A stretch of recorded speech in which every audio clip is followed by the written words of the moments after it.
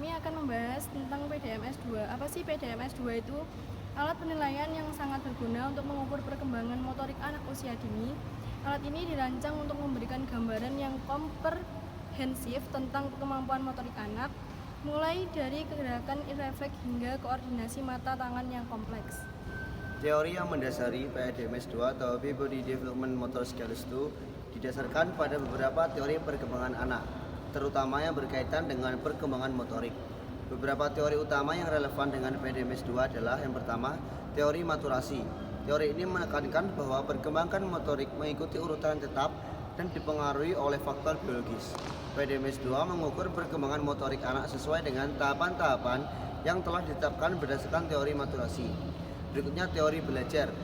Teori ini menekankan peran pengalaman dan lingkungan dalam perkembangan motorik. PDMS-2 juga mempertimbangkan faktor lingkungan dan pengalaman anak dalam menilai perkembangan motoriknya. Berikutnya teori perkembangan kognitif.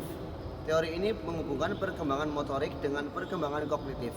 PDMS-2 mengakui bahwa kemampuan kognitif anak juga berperan dalam kemampuannya melakukan tugas-tugas motorik. Teori perkembangan motorik.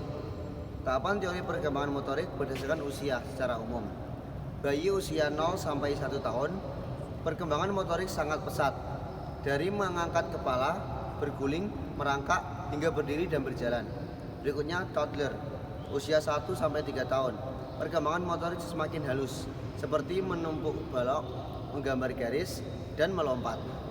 Berikutnya prasekolah, usia 3 sampai 5 tahun. Keterampilan motorik semakin kompleks, seperti menggunting, menggambar bentuk, dan mengendarai sepeda roda 3. Untuk tahapan tes PDMS-2 dibagi menjadi 6 subtes. Yang pertama adalah subtes refleks. Meskipun refleks umumnya muncul dan menghilang secara alami, stimulasi ringan seperti mengelus telapak tangan atau mengayunkan lengan dapat membantu perkembangan saraf anak. Untuk tahapan tes kedua yaitu subtes stasioner, yaitu duduk. Latih anak duduk tegak tanpa bantuan, lalu cobalah kegiatan seperti menjangkau makanan, memindahkan benda dari satu tangan ke tangan lain sambil duduk. Untuk subtes stasioner yang kedua ada berdiri.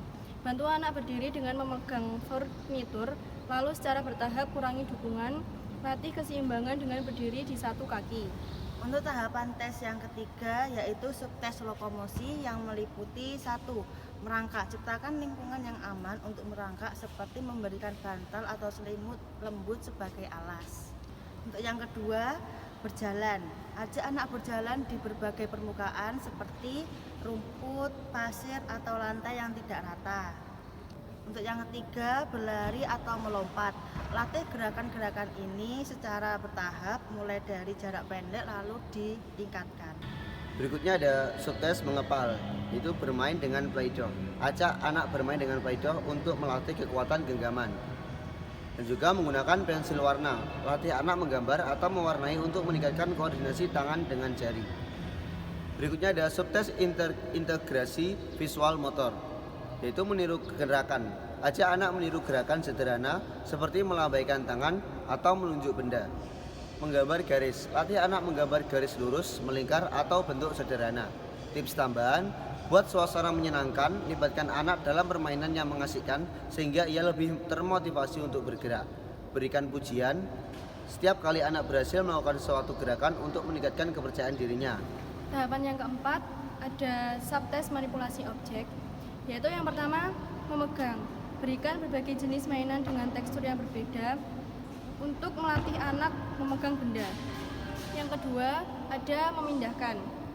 Latih anak untuk memindahkan benda dari wadah yang satu ke wadah yang lainnya, atau bisa menyusun balok atau bola.